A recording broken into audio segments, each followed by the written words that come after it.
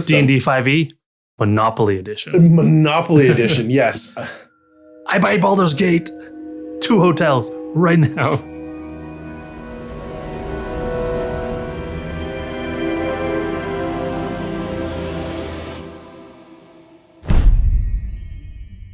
Oh. Right. All right. How's it going? Yeah, it's tepid. Yeah. Yeah. What do you expect, right? We're doing this again. It's same in, same out. Yeah. Punch your card. Get a ding. Well, I feel like it doesn't even matter. Like, why even care about this? This is the same stuff, right? Over and over and over. Yeah. Same arguments. Oh, same stuff. Oh, RP. Oh, get better. Yeah. Enjoy your life. I don't think anyone even cares. No. All right. Just get it over with. I mean, if you must. Attention, read aloud exactly what's written on this note or be destroyed and replaced. Sweet relief. Welcome to Caffeine and Cantrips, the show where we talk about D&D or else. Hello, I'm Sean, number 136, and I'm Byron, 163. Mm-hmm. Yes.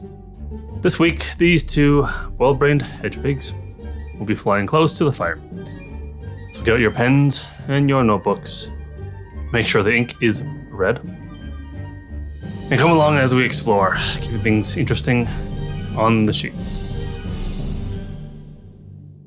But not in the sheets. Because that's Never tried that before. It's harder to clean up. Oh. Puppy pads?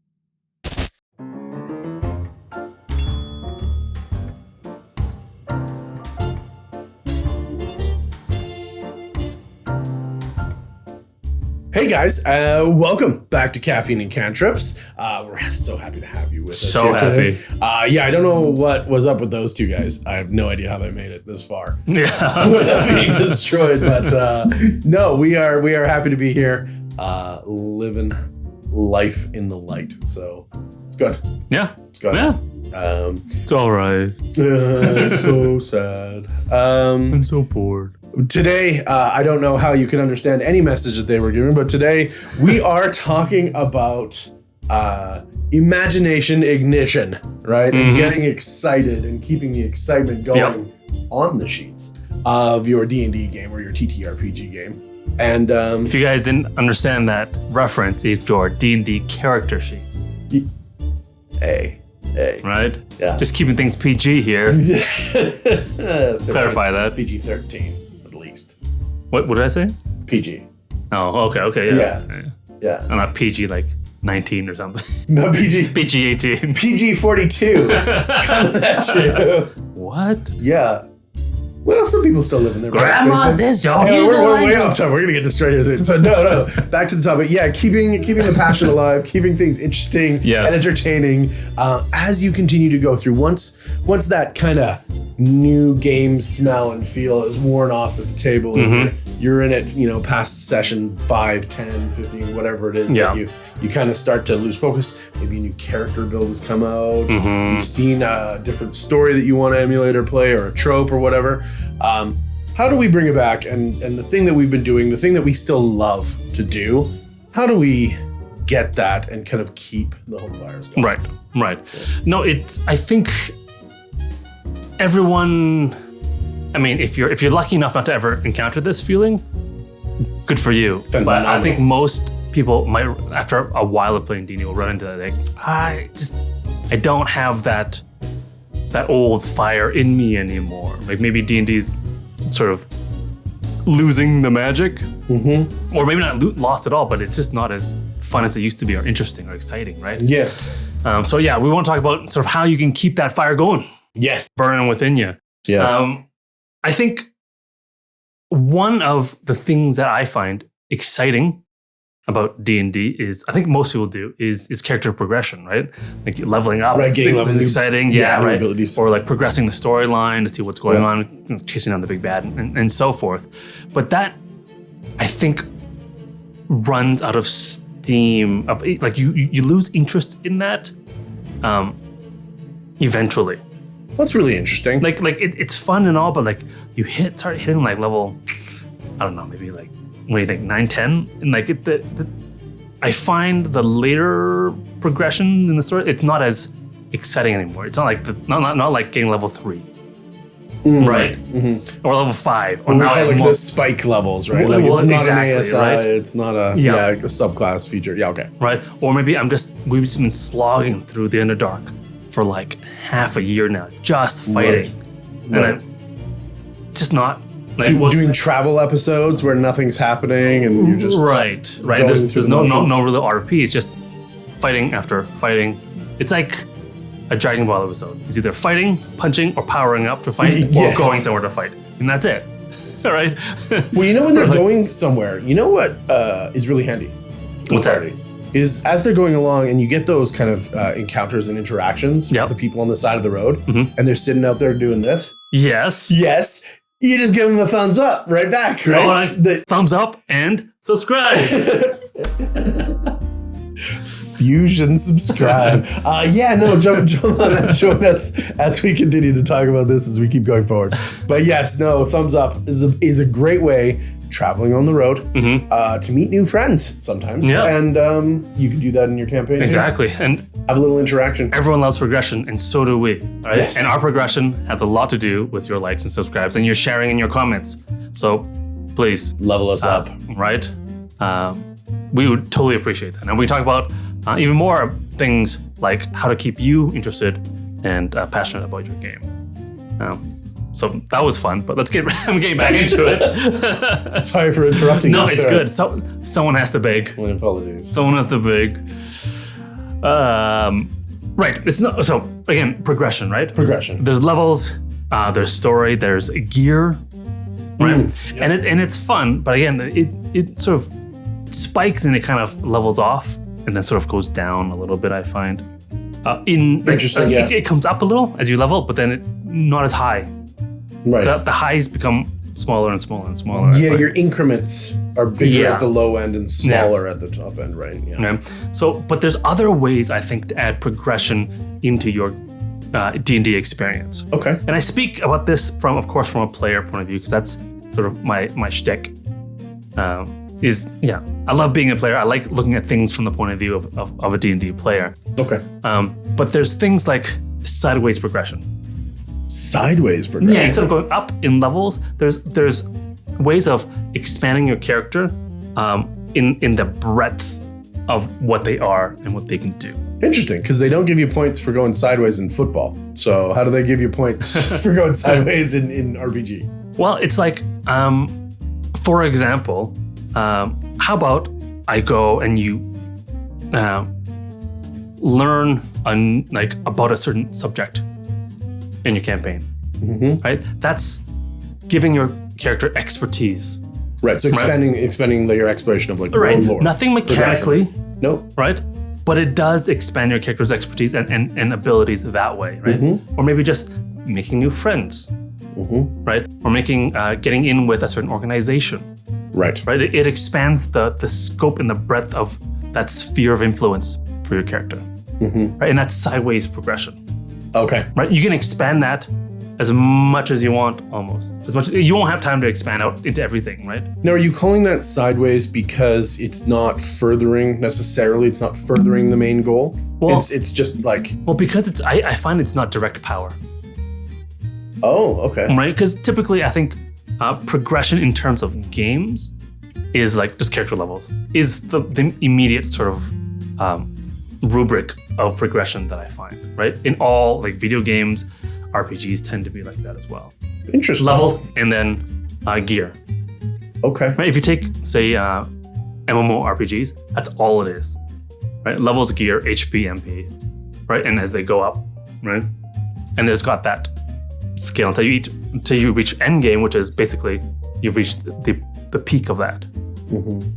But the great thing about RPGs like tabletop RPGs like D&D is that you can expand in other ways. And that's sort of more soft power. I was definitely going to say it is a measure of power. If you're going out, you're gaining friendships, alliance, maybe it's leverage on people, whatever it is, blackmail or secrets, whatnot. You are gaining power of a sort. No, absolutely. But it's not numeric power. Right. It's not how many nuclear bombs I have, how many fighter jets I have, or tanks or soldiers, right? It's how much other countries like my country. How much people are willing to support me, to help me. Yes. Right? How many resources I have in order to support other people's projects and sort of ideologies and so forth, right?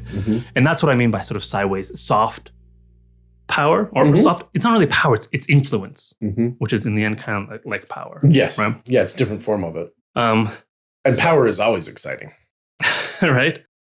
So always be building something. I think always be progressing. So you can only progress your levels and your gear, right? At the speed that the DM allows you to.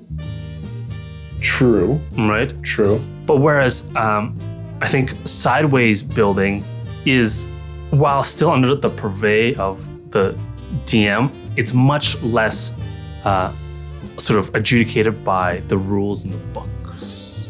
Yes. So you can kind of get away with a lot more. Yeah. Right? Well, and work with your DM. If you have a plan where you want to expand into a guild or an organization or build your own guild or organization, definitely bring your DM into it, work with them so that they can help and support you. Because if you're going to try and do it and play all your cards hidden in secret, you can't get to your destination without going through the DM anyway. Yeah. Right? So if they know what you're trying to do, then they can help. Right. And the thing is that these sideways things that you build or non-numeric sort of projects that you have don't typically have an end. They don't have to. Yeah, for right. Sure. They don't have to. And that I think that feeling of I'm building something, but I haven't reached it yet, keeps that hope and that passion alive because I'm still doing it. Right. For example, you can build things. Yes. You can build people, not physically build people, but like build those human relationships. Yeah. Right. With your other people or NPCs, organizations, right? Other members in your party. Yes. Definitely. Yes. You should be doing that anyways. Or like beliefs, especially like if you're a cleric type character or a paladin or even a wizard. Any type of character can sort of build upon a belief and sort of spread it into the world, right? Okay. But it's when I talk about building things, I talk about just putting things into the campaign world that comes from you as a player and character, and not necessarily from the DM. Right. So it's your project that you embody. Right? Yes. And because it's something that's yours and you're excited about, it'll help you stay excited about playing the game, because then you get to do this thing, your project that's uniquely yours, that even though you share it with everyone else, right? Your project, right? So and it's good to share. I mean, groups that's why you bounce energy back and forth, right? Absolutely. So if it's a secret that from everybody else in your party, then work with your DM, because then that's still you and the DM get to bounce these ideas off of each other, get to join in the same kind of vibration and jump into excitement, right? And really, you can get the feedback then, right? Of, you know what, this idea is really cool. Yeah.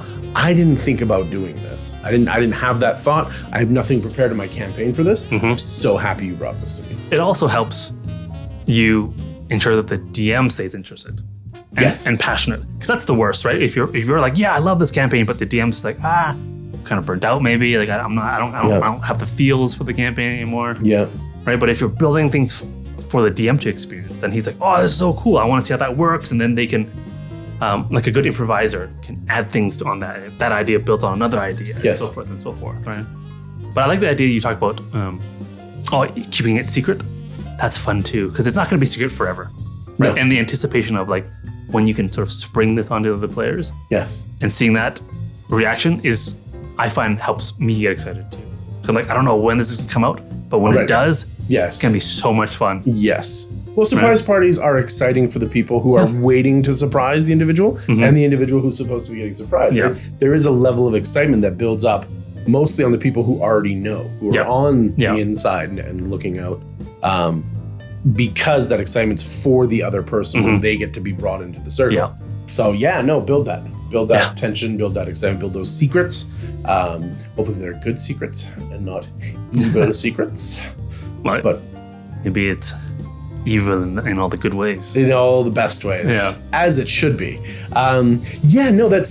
That's I think those are great starters. Yeah. For just to like always be looking forward, right? Always be kind of thinking about what you can do to progress into the next step, and understand that progression sometimes is a winding road, right? We're not looking to just go straight up the mountain, because that's hard and boring and tough, right? Let's do some sightseeing.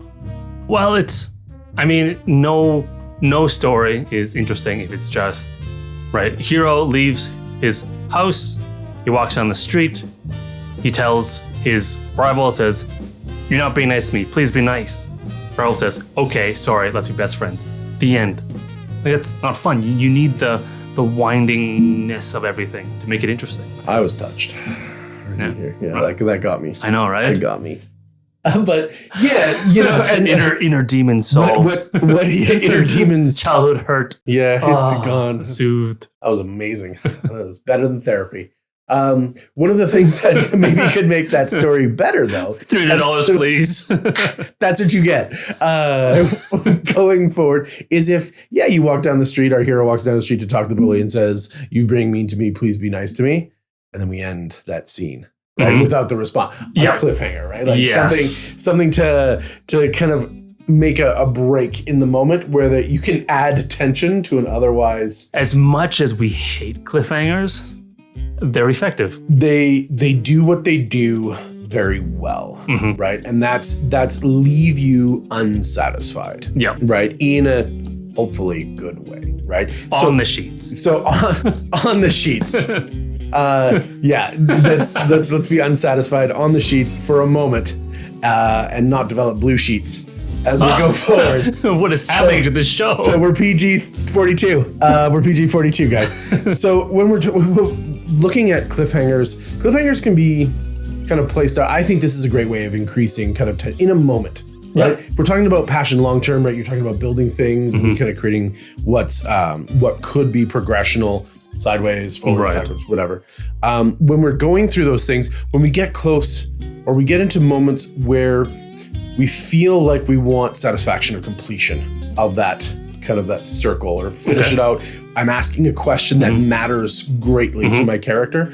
A properly applied cliffhanger, I think, dials up the attention, whether it's good, it's bad, whatever. It dials up just kind of the idea of tension, right? Because we're denying ourselves completion into the story. Yes, to the story. To the story. So, what else would it be? We can and we can put this in. We can have cliffhangers in an action scene. Yeah. Right. You're climbing up the mountain. We're coming up to the top. Oh, you've got to make a jump. Right. Like there's no handholds. You've got to make a jump. Roll me athletics. Hide that die. We'll be right back. Right. And then we jump over to somebody else who's doing something else. And you know, we don't get to see what happens in there. Right. RP, you know, your characters are asking questions. You're talking. Maybe you're getting the document or the delivery signed for or whatnot. And, you know, somebody bursts through the door. End scene. Right. Like we can move. We can move around, and even lore and world building. Right. Okay. You know, like your character who's going and they're looking for a way to enter the guild. And so they've gone through and they're looking through textbooks. You turn the page and you see this beautiful illuminated picture of an individual and a map that they're holding. Right. And on it, you recognize the mountain. It could only be, we'll be right back. Right. and so you can do at any point, you can kind of not only just the end of a session, to create that excitement for the next session, like a 2-part episode for TV, right? We're going to make a cliffhanger that wants you to come back and see the next one. Yeah. What we're kind of looking at is just create a little bit of separation and a little bit of time. You know, distance makes the heart grow fonder, right? Separate ourselves. Separate ourselves from the idea of satisfying the end of the scene. Okay. Or completing what it is that's going on. Just to bump up that tension, bump up that excitement a little bit. Was it good? Was it bad? We don't know. We're gonna find out. Right. And playing off multiple exciting scenes simultaneously. I don't know if you watched it, but the Castlevania series, the animated series on Netflix. Okay. Right? I think it was like the second or third season. There's 4 or 5 storylines that are entering into a height, and there's an epic climax happening in each of the storylines, and they keep flipping between the stories. They don't give you enough of one, and so you go, oh, and then you go to the other end, oh my god, this one's awesome too, and then you jump, oh my god, this one's awesome too. Oh, then it keeps you like riveted. Yes, because now not only are you excited about one thing, you're excited about multiple things simultaneously, and they're all coming to fruition, or to a head, or to a point of ending or completing. And all of these things happening simultaneously can happen to the group simultaneously that you're playing with. Somebody is about to find their long lost brother. Somebody else is about to pull the sword from the stone. The wizard is about to figure out how to attune the rod to the plane of fire. Right. All of these things, why not juxtapose them on top of each other all at the same time and weave a bunch of exciting things together? It's really interesting. I wonder if you can do that for like combat in D&D. Is it too hard with initiative and all that kind of stuff? I wonder. The problem with combat generally is that, and kudos to you if you've made part 2 of this work, because I had to inadvertently. But part 1 of this is when you're in combat, generally you're all together. Right? And so we're going through the initiative, we're solving things, we're rolling dice, we're doing things. There's not really a way to cliffhanger because you've got nowhere to jump to. Now, let's say half of the group has to solve the puzzle in the side room. Half of the group has to defend the doorway in the other room. So now we've got puzzle solving and we've got combat going on simultaneously. And then you can jump the camera's eye back and forth between the two. That's cool. Inadvertently, I had my party split up. You know who you are. Never split the party, except always. Except always. We don't like each other. We're like magnets. No, I had seen or foreseen that the end of the session was going to have some combat in it. And right before kind of the interaction, I had pre-rolled to see what was going to happen. Right before that was going to go, the party split into 3 segments. And so I put out a battle map that had 3 distinct areas on it. And we had to jump from battle to battle. We rolled, all of it was a simultaneous initiative, all of those, but it was jumping back and forth between which map they were on. And did you find that it worked for excitement wise? We made it work. Did you feel like it was more exciting being like that? Or is it hard for you to judge because you're in the weeds?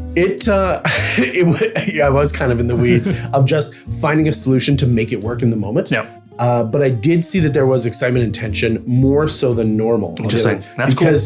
Because it made it so that the players could be invested in what they were doing, but also in the other storylines that were happening simultaneously. Because it matters to them now. Right? And we actually, in that particular, whatever you want to call it, cluster, we actually had a character death, which was really interesting. Like a true character, not death saves, a character death. And so having the other characters be able to watch one of their party members go down and have no ability to adjust that, added to the tension, added to the excitement.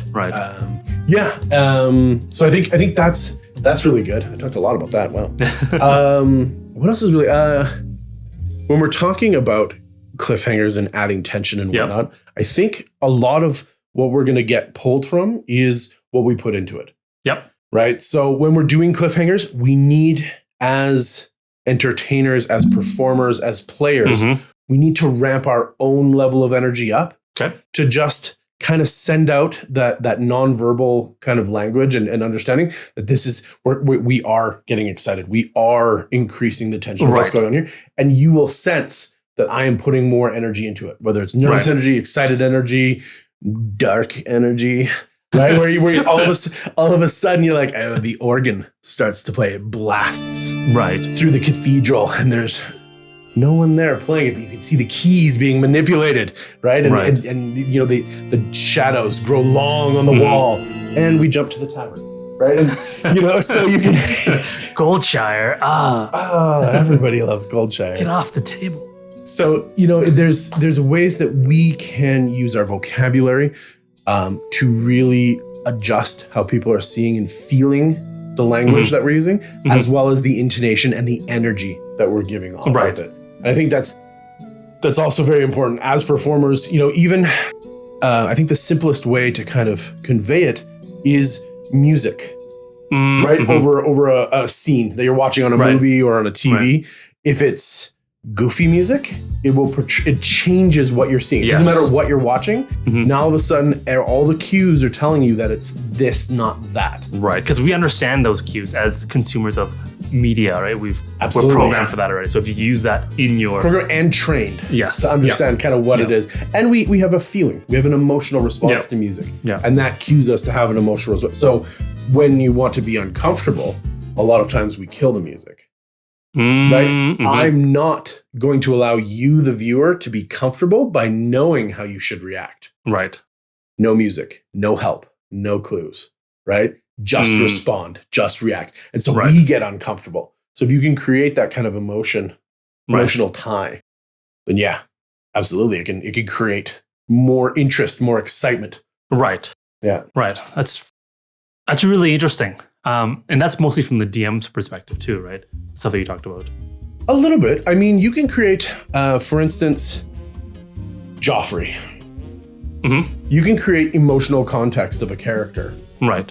As a player, right? Yeah, okay. You can take those. You can be somebody who is very kind of unsympathetic. Right. And then we know how we feel about that. Right? We know how we feel about that character that's always getting in too far, not part of the group or not part of it. And then conversely, we know how we feel about sympathetic characters, right? Giving off those energies. Right. For instance, the maiden in the tower, that kind of trope. Help me, brave hero must come save me. Help me, I can't do it. Right? That tells us we're pre-programmed to understand what that kind of means in historical folklore. And so we react appropriately to that. Yeah, I think that's all well and good, all the stuff you talked about. But I think it'll all fail spectacularly if you don't do a certain thing. What is that? But before we get to that, I want to get to the next point, which is as a player, you don't want to don't rely on other people to keep things excited. That was cliffhanger. Don't leave it to other people to keep things excited, okay? Because I think as players, it's or as a DM even, don't rely on other players or other people on the table to keep things exciting, right? I think. Well, they don't know what excites you necessarily. Well, exactly, right? I think you should, to be a good sort of D&D citizen, you should take responsibility for your own D&D experience. Okay. Right? So, and don't wait for other people to make things fun for you. You should actively and proactively do the things that you find fun and put things into the world that you think will be interesting to you. Right? And don't worry so much that maybe someone else is not going to find it fun or interesting. If it gets bad enough, you guys will talk about it. Right? In sort of a after session 0 type of talk. Right? Well, like I love the the interest that you're building with the Merchants Guild. Right. But really, like, do we have to keep going back and RPing out every time your character goes to the Merchants Guild to make a friend with another receptionist? Right. Like, can we get back to the story? Like, oh, okay, great. Yeah. Thanks for bringing it up. That there's too much time. Yeah. Or maybe I'll do it off camera with the DM. Yeah. Right. Between sessions, whatever. Yeah. But even, I mean, like, adding things into a scene or an RP that isn't the quote-unquote optimal action. Yes, the creative choice, not the best choice. Correct. Yeah. The choice that you find that's going to create more interest and it's more fun, right? As opposed to what's right. No, or the quickest or more efficient. A lot of times that's playing your character. And not a player playing a game. It should be both. Yes. Right? You should, because you build a character in a certain way because you find that character fun. Yeah. All you should have to do is lean into it. And if you do it that way, to create that fun, right? So we're in the notary's office. We're trying to convince them to give us a certain records. Right? The efficient thing would have been just to be convincing and be like, hey, we need this because of a job that we have taken from your boss. So by doing this, you're helping us do your job. But no, right? The fun thing might be just to mess up their entire office until they hate you so much or so frustrated with you that they give you the records just to get you out of there. Yes. Right? That's the fun, interesting thing to do. But it takes a certain amount of shamelessness to do it, because it's usually it'll be in the moment, right? And you're like, if I do this, the other players might be like, what are you doing? Right. You're pissing off the guy that we need to help us. What's happening here? But again, if it creates fun, it's fun. And if it's too much, you got to talk about it. I would just go out and do it, right? Because if it's going to keep you interested and more sort of excited about the game, it'll make you, I think, a more interesting player and make your character more interesting to everyone else on the table. And they'll have more fun too. Yes. Yeah. Right? So for sure, take responsibility, right? If you're like, oh, nothing's happening that I'm interested in, or things are just boring, right? That's you being irresponsible, right? Letting someone else sort of just hand feed you or spoon feed you things that they think might be fun, but they don't know. Right. The DM doesn't know. Right. And if the DM doesn't know, he or she can't do it. Like it's hit and miss, right? So whether it's just even talking to the DM, like, hey, what about something like this is what I'm interested in. That's a small step, right? Yes. Yeah. Like, can you give me this?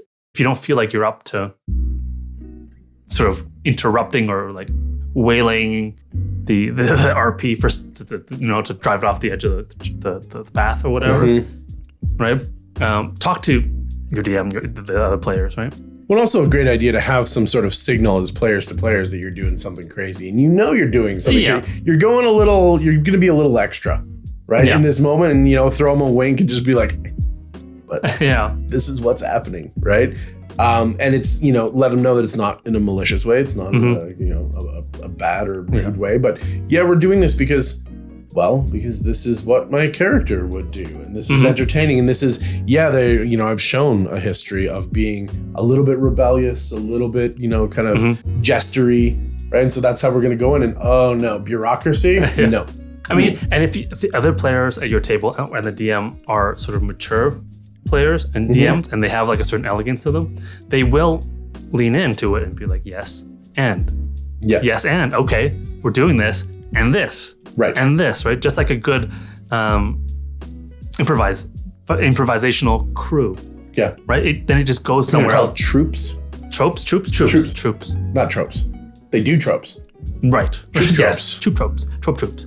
And then you can troops. It'll end up somewhere weird probably. But no one will be able to say that it wasn't fun or interesting.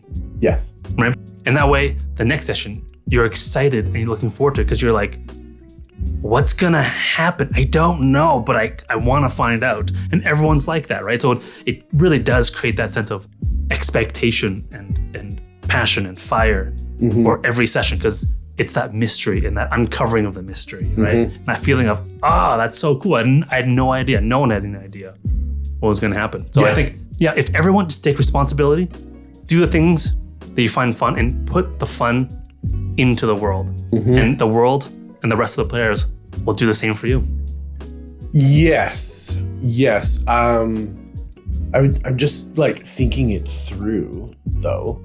And I think, maybe also watch kind of how much you're spotlighting in this. And if there's already a lot going on, maybe take your shot in a moment. Let other things, if there's already a lot of things happening, it's not the time to set off fireworks. Right? Maybe like let other people, share the spotlight around, right? And lean into their stories, lean into what they're doing, because then they'll return the favor. Right. As opposed to everything all the time, all at once. Well, when you do something, it doesn't have to be about you either. No. Right? Like a good supporting actor, you can do it to highlight someone else's character. Right. Or something else that's happening in the scene. And arguably, that might be the best way of doing it. Right? Because then you're like, what about me? Well, other people will do it for you then. Hopefully. So. Or let them know, even in character. Hey, I need you to get my back when we go in here. Right? Things could get messy. Yeah, things are gonna get messy. They're gonna get messy. They're not maybe. Get ready. Wait till they get a load of me. Yeah. Right? No, that's good. Yeah. That's very good, actually. No, I like that. I like that idea of just kind of not accepting that a mundane scene needs to remain mundane. Yeah. Right? Yeah. Let's look for a creative outlet. Let's look for a way to add to what's going on in a believable, but, potentially chaotic way of just kind of bolstering what's going on. Yeah. Right? It doesn't have to be chaotic. It could be epic. It could be dark. It just make it more intense than it has any right to be. Right. Or something, right? Yeah. Right? Yeah. No, you're in the line at the bank, right? And you're talking about, the dragon's horde that you just had to fight into. And you're just like, Right. You see how I cut off that orc's head? And everyone else at the bank is getting kind of weirded out at what's going on. And, yeah, okay, why not, right? Why not have those kinds of fun, weird conversations? Yeah, right. At the tavern. Here's the drinks. Everyone having a good day. It's a great day, right? Is it? Because a normal day for the PCs, right? And what they would normally talk about is not going to be what a normal citizen talks about or a normal farmer talks about, right? So there should be that kind of almost that expectation of being something extra, being something bigger than life. Yes. Right? Yeah. And that's part and parcel of being an adventurer. The problem with taking responsibility, I think, though, for things, is that sometimes you can't do it all on your own. Right? Like I can't push the like and subscribe button or the notification bell. Right? We're there. Yeah. Right? I need our wonderful viewers to do it for us. Right? Let's see it. I know, right? Like it's so beautiful. It's just waiting to be clicked. All the buttons. All the buttons. Right? And that's a tragedy, I think, that I can't. You can't do it all by yourself. Exactly. Like and subscribe my own content. Everybody needs a handout. Right. Hand up, hand down. Thumbs up. And that's it. Thumbs up and 2 thumbs up. And a bell. Yeah. All right. Sorry, that was my stint of begging for the episode. I might do it again. I like that you own the responsibility for that. That's good. Right. I'll do it. I'll take the humiliation of begging for likes and subscribes. If you say begang, like Frenchify it, like French. It's nice, like Target. And that's really interesting when you start kind of putting out those moments, and you start making the world around you more exciting. Yep. Right. And everywhere you go, there's something going on, and that's not just like a bard trope, right? Yeah. Like anybody can.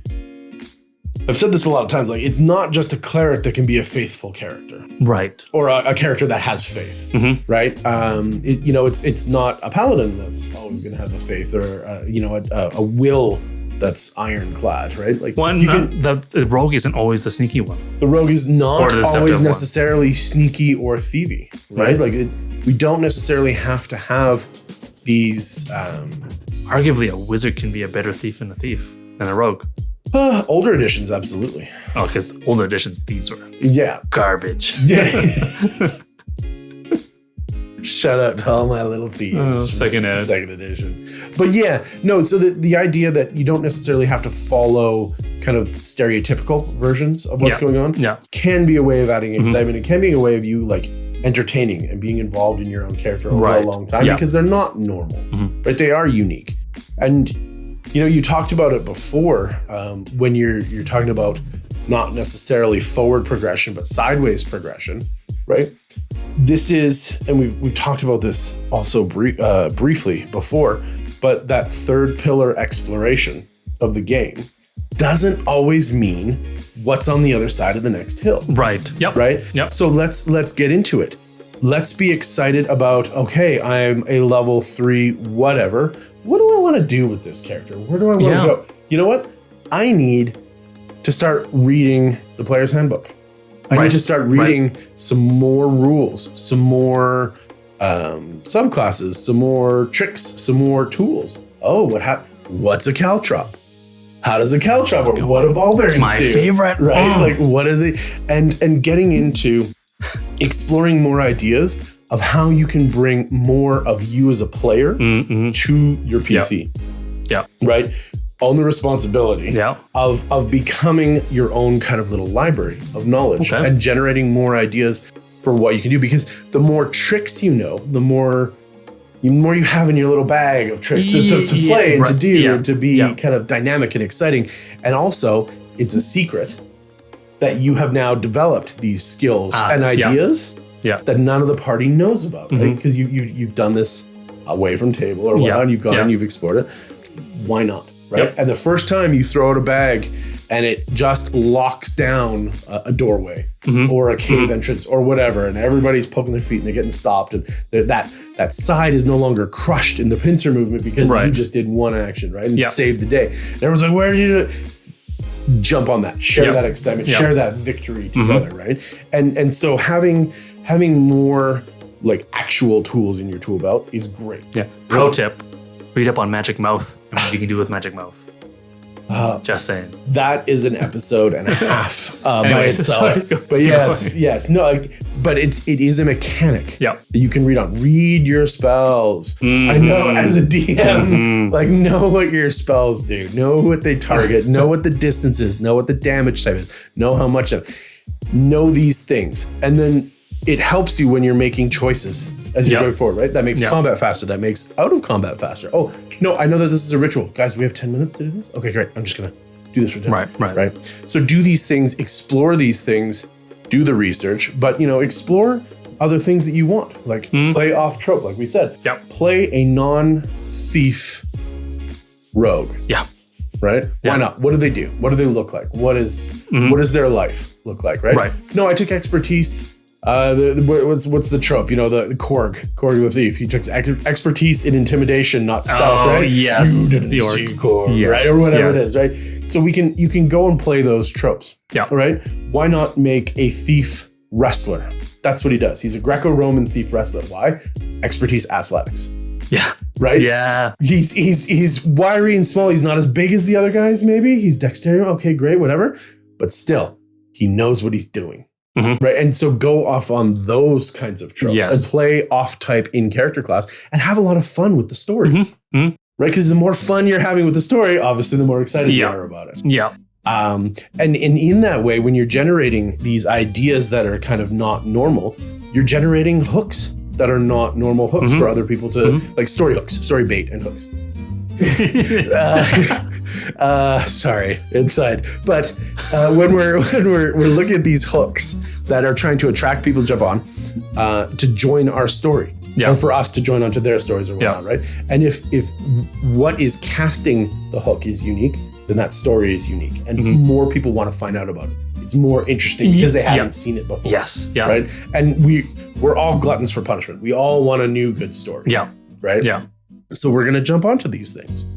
And then that's going to, continue to confer how that character works with the world around them, which is going to add more excitement back into the world, like we talked about. Right. And so it's this lovely circle, right, that just keeps feeding itself into more. It's a pleasurable Ouroboros of just spiraling on itself, devouring all of the goodness that it's left in its wake. That seems really narcissistic. Well, the thing's like, senpai, no, but he is the senpai.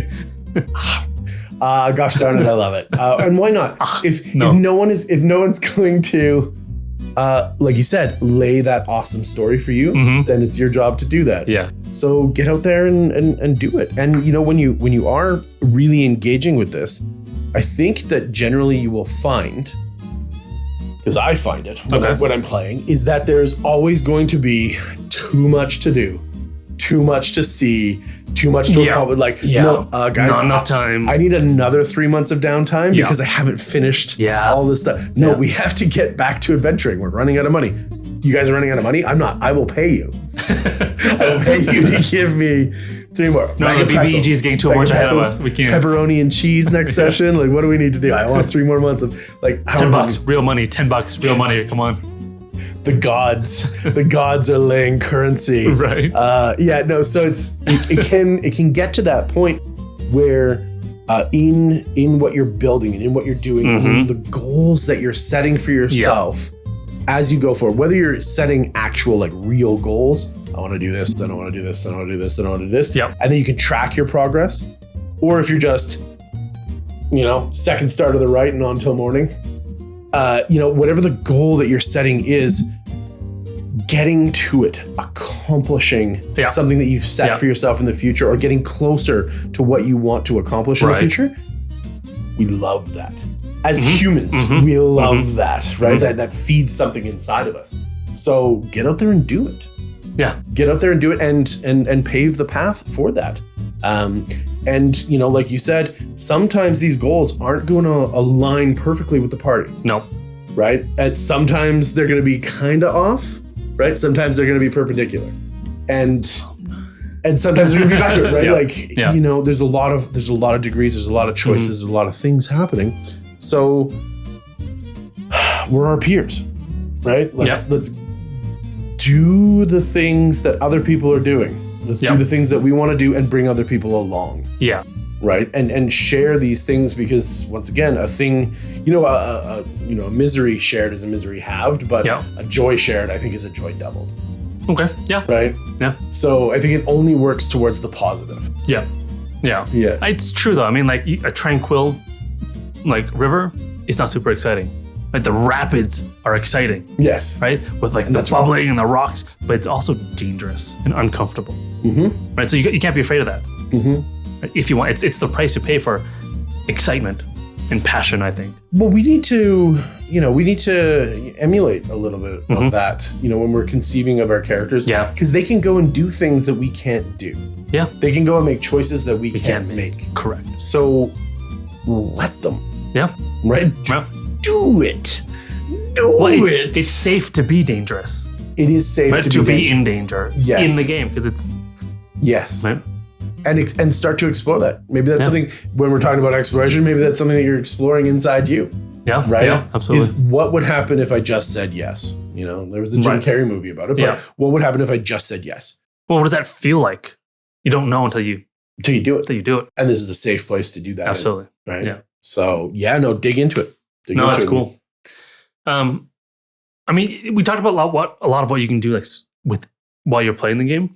I think there are things you can do, because your joy and your love of D&D don't start when you start playing and end when you stop playing, right?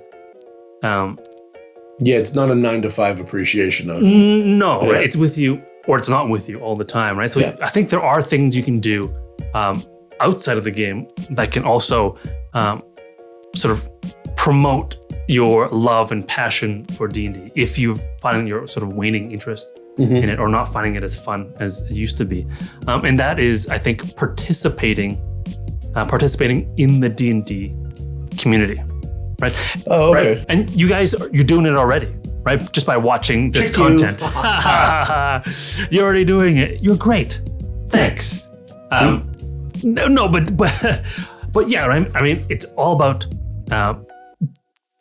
participating in the community. And it's one thing to watch and be like, oh, that was a good episode. It's another thing to comment on videos and have a conversation within the comments of videos, especially ours, because that's the best place to leave comments. It is. But sharing videos with your friends. Yeah. And speaking of your friends or your table mates, right? I think by participating in the community can be as simple as just spending time with the other players or the DMs on your table outside of playing the game. Oh yeah. Right? Go have some appetizers and drinks or whatever, right? Yeah, go out, have a bite to eat. Maybe have a non, TTRPG like game night or a social night. Play video games together, through the internet, like multiplayer games or whatever, right? Yeah. Inevitably, the group will start talking about D&D. Yes, I think. You do. Of course, you do. You can't not. Multiple times you'll leave and you'll come back. You'll leave because that's that brought you together, right? Yeah. And I mean, when two people from work go out. Invariably you talk about work, right? Like it's a common thread that you both have a lot to say about, and generally you'll both be comfortable sharing that side of yourself, that facet of yourself, because you both share it. So you're gonna talk about it, or join some internet forums or Reddit forums or whatever and talk about D&D, just about the things you're interested in, right? Like Magic Mouth, the spell. What can I do? Go to Reddit. You will be either like aghast or blown away at what Magic Mouth can do. At DMs, you need to get there quick and shut that down. Shut it down. Say no. but the more you go into it and participate, because you're an active member of the community now, yes, and you've invested a part of yourself and your time and your attention and care to it, you will naturally, I guess, be more passionate about the subject, right? Because you will go down paths you've never seen before, you never experienced before, but because it now is a part of you, it matters more now, and you care more. I think, right? Something that is also important to say is when you're wading out into the great wild, wild west of the World Wide Web, understand that it's like finding a table. Sometimes you're going to experience places that you don't enjoy being, right? Then choose not to be there anymore, right? Yep. Or choose, to disregard that and find other people that share your values and your likes and whatnot. But when we go out, that is less safe than when we're picking a table of people around us. So just understand that comments can be a war zone, right? Yes. And that's why, we're going to do our best to promote, a positive atmosphere and a safe atmosphere for people to have discussions.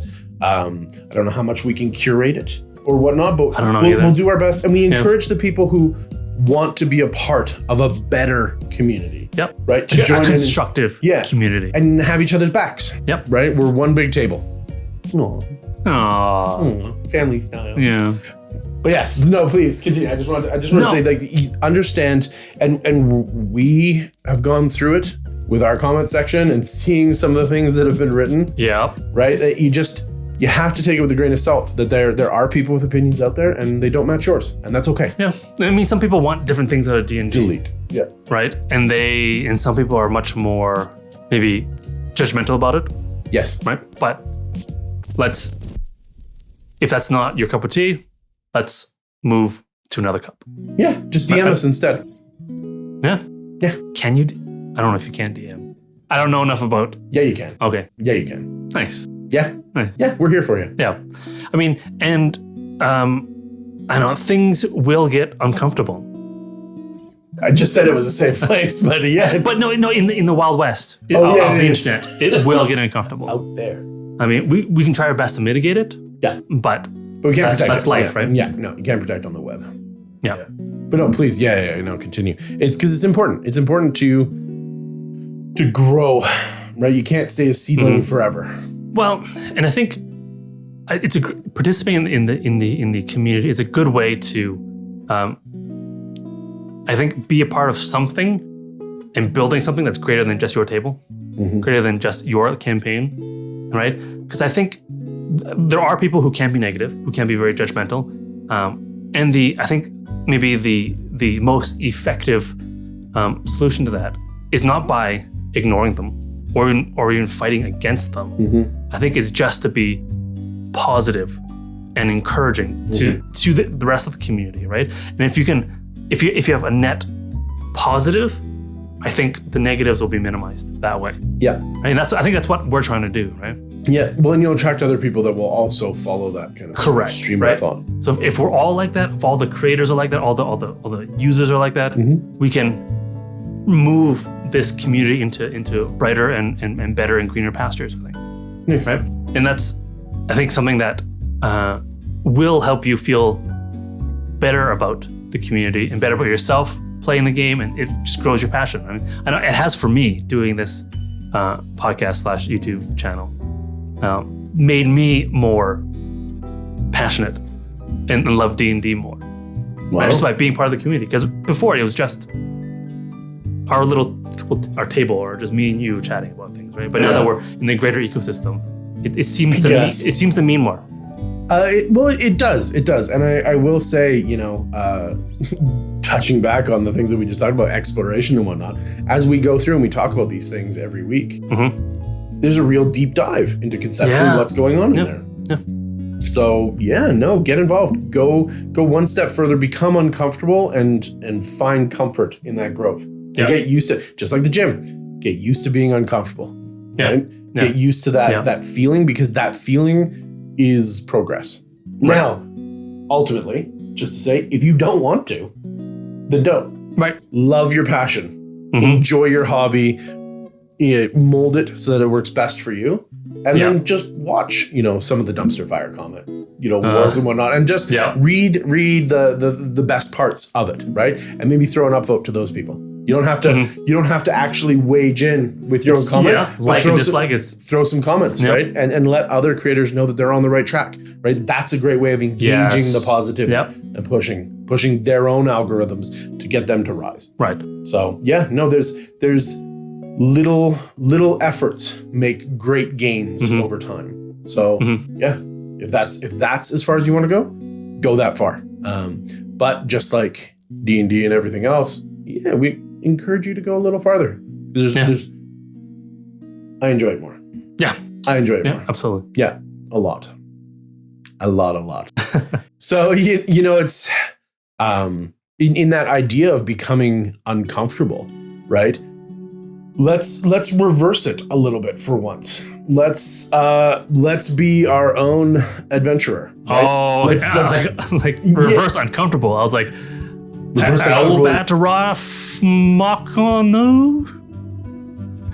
be back to that in a moment. But no, choose to do something that you're engaging in TTRPG, whatever game you're playing, in a different way. So if you enjoy playing it only on Roll20 or a VTT, right, or whatnot, try maybe going to an Adventures League where, local gaming store is running it. Go and sit at the table and feel the excitement of the people around you. Instead of coming through the screen. It's like listening to a CD of your favorite artist and going to a concert for your favorite artist, right? There is an energy in the room that adds to the excitement. Yeah. And I prefer personal at the table. It's the bingo is shifted. I prefer at the table where I can look into the eyes of the people around me. Yeah. And stare into their soul, see the fear, see the excitement, see the wonder, bewilderment, confusion, whatever it is, and engage with those emotions there directly. As far as an uncomfortable thing for us, we decided to stop just talking about it and to do something about it, to create a podcast. Yeah. Right. So we've started off on our own adventure, and I think you should do that as well. And if that adventure takes you away from your comfort zone of just which books you're looking at, right, try a different system, right? 5e is great for certain things. There are other games that do other things better. What? Heresy. What kind of a channel are we? There are games that are entirely based in RP.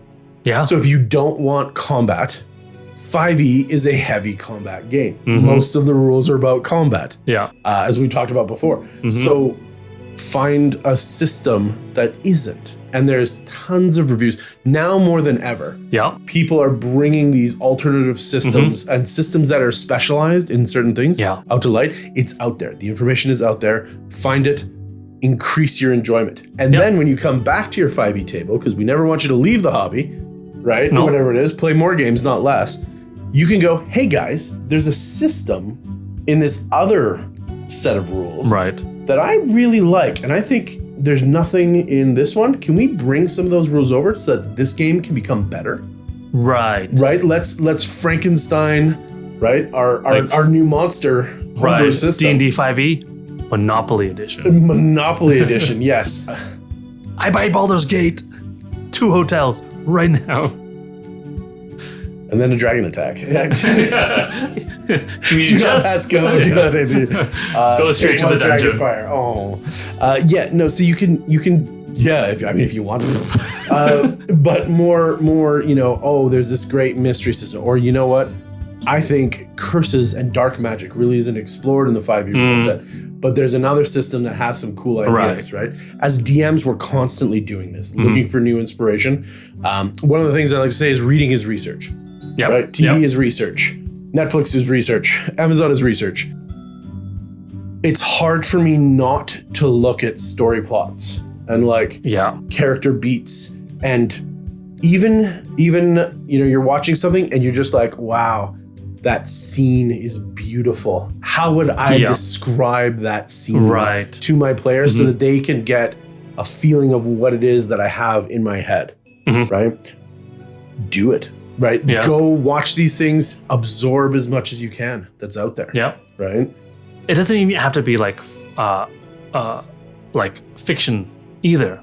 No. Like nonfiction, like philosophy, like political discourse, like all that stuff is useful when it comes to D&D, because D&D mimics real life. So anything from real life, like even like news and whatever, right? Science can enrich your D&D experience. Absolutely. Yeah. And you know, we have real life examples of most things that are going to exist in D&D. Yeah. You're building your own pantheon. Get out there. Look at the Norse pantheon. Look at the Egyptian pantheon. Look at the Greek pantheon. Look at the Roman pantheon. Like, go and check out what's happening in all of them. The Canadian pantheon. To the moose, the goose, and Wayne Gretzky. And Wayne Gretzky. We pray. I cast Slapshot. I'm getting. I cast Slapshot. Wow. That is a goal though. But you know, when we're doing these things, yeah, find the corollaries. Get out there. Anything can be brought in. And you know, honestly, if you're playing a home game with just friends, there's no cameras rolling, you're not twitching, steal anything you want. Yeah. Steal anything you want. Bring it in, have fun with it, play with it. If you're going to get up to the level where you want to start publishing or broadcasting or whatnot, then there's more onus that you have to develop original content. Right. Absolutely. But in your home games, have fun with the things that you want to have fun with. Yeah. Right? Right. And then I suppose, you know, finally, in terms of having fun, right? What's more fun than a night out on the town, right? Like, just give yourself a date night, take some time off. Right. But maybe go try LARPing, right? Maybe go try playing some other systems that are a little bit more physical, where you have to get dressed up a little bit, right? Because we know that effort in is enjoyment out. Put your barbarian costume on. Yeah. Your makeup. And go to the gym, work out. Okay. Why not? Why not? Why not? Somebody is gonna love it. Somebody needs to start a LARP gym. Everyone works out in character. I think there's I apologize, TikTok creator. Oh man. I love you, but your name is blanking on me right now. But there are individuals that are pushing a character that's at the awesome. gym. That's great. Viking Valhalla. No. I'm sorry. I'll remember you. Yeah, right. But I'll remember you and love you forever. But yeah, no, there are people that are pushing these things. There's, the Ranger workout. You can go find that. Oh, yes. The fighter workout. The wizard workout, right? Like, let's start light. Some cable rows, right? The wrist movement when I turn the page. Yeah. But check out, even if there's a theme bar or restaurant, whether it's pirates, medieval times, right? Whatever it is, Renaissance fair. Renaissance fairs. Get out there and experience another side of not dress up as an orc and go to the Renaissance fair. I think that's allowed. I don't know. I like it. I don't know. It's going to depend on the on the fair. Do it. Do something crazy. Have some fun. Yeah. Right? Because all that's going to do is make you meet other people that want to do crazy things and have fun. Yeah. And people will support you. Go to a conference, an expo. Yeah. Just wear a pointy hat when you're playing D&D. Yeah. Right? Slap on those elf ears. Right? Like, put more that you put into it, the more that you will get out of it. And I think the more that people are going to support you doing these things. Yeah. Because that's what we do. Right? And that will help you find those people that are going to support you as you continue on that road. Right? Get into cosplay, whatever it is. Doing more will only give you more inspiration for what you're already doing. Yeah. And that cycle is just going to keep your engine going. Well, we say this a lot, right? The more you invest of yourself into it, the more you'll get out. Like the returns will just keep coming to you. So. Yes, I agree. Yeah. I agree 100%. For sure. Yeah. All right. Oh. Hey. Nice. So quick. That went by quite fast. I feel like by investing myself into this episode, I'm no longer bored. Wow. I can't wait to get on the sheets again. I love being on them sheets. Gotta love being on them sheets. More paper, more problems. Anyways, thank you so much for joining us again. As always, I am Sean. And I am Byron. And this has been Caffeine and Cantrips. Join us next time. Or else.